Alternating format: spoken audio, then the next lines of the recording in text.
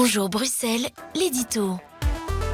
BX1. 100 000, peut-être même 150 000 personnes attendues dans les rues de Bruxelles demain. C'est la fameuse Pride de Bruxelles, le rendez-vous annuel de la communauté homosexuelle. Défilés colorés, festifs, chars de carnaval, musique techno, plumes, paillettes, torse dénudé, maquillage extravagant. Derrière l'image qui fait bien dans les journaux télévisés, il y a quand même une série de revendications qu'il ne faudrait pas oublier.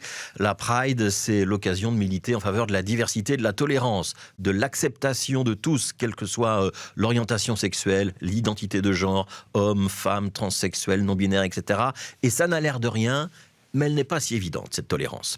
Elle nous semble peut-être vue de Bruxelles comme quelque chose d'acquis, mais les apparences sont trompeuses et il suffit de lever la tête pour se rendre compte que notre monde n'est peut-être pas si rose que ça.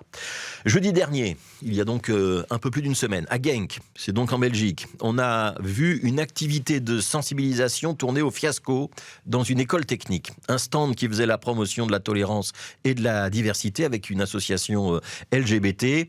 Et un groupe d'élèves qui a commencé à chahuter les intervenants. Ils sont une dizaine au début, ils sont plusieurs dizaines à la fin. Il y a des images vidéo sur les réseaux sociaux, les symboles arc-en-ciel qui sont jetés par terre, le cri Allah Akbar lancé à plusieurs reprises. Bref, une manifestation sur fond de discours religieux, une image glaçante, fortement relayée sur les réseaux sociaux, évidemment de nature à alimenter les discours d'extrême droite, une preuve de non-intégration pour les jeunes en question, un rejet de la culture occidentale, une forme de fanatisme religieux, et donc très clairement l'expression d'une bien réelle homophobie. On ne va pas gonfler cet événement, mais il est quand même emblématique d'une confrontation de valeurs, avec d'un côté un discours religieux qui ne conçoit pas la sexualité comme autre chose qu'un rapport homme-femme, et de l'autre une volonté de reconnaissance de toutes les formes, ou de presque toutes les formes de relations possibles entre deux hommes et entre deux femmes en tout cas, l'important évidemment étant que toutes les personnes soient consentantes. On va se garder de stigmatiser une religion en particulier, le problème n'existe pas que chez les musulmans, mais ce tabou de l'homosexualité, il est encore très vivant, plus vivant qu'on ne le pense, dans beaucoup de milieux. Ce qui s'est passé à Genk, ce n'est pas le seul signal d'alerte qui doit nous préoccuper. La possibilité de dénoncer l'adoption d'un enfant par un couple homosexuel, c'est désormais une réalité en Hongrie. La non-reconnaissance de la filiation par un couple homoparental, c'est ce qui se met en place en Italie.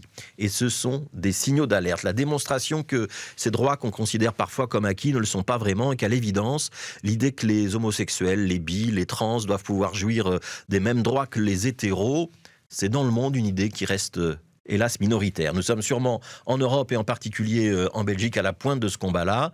C'est sans doute la raison pour laquelle la Pride ne doit pas être uniquement un rendez-vous festif, que les enjeux commerciaux et touristiques qui entourent désormais ce rassemblement ne doivent pas faire oublier son utilité première.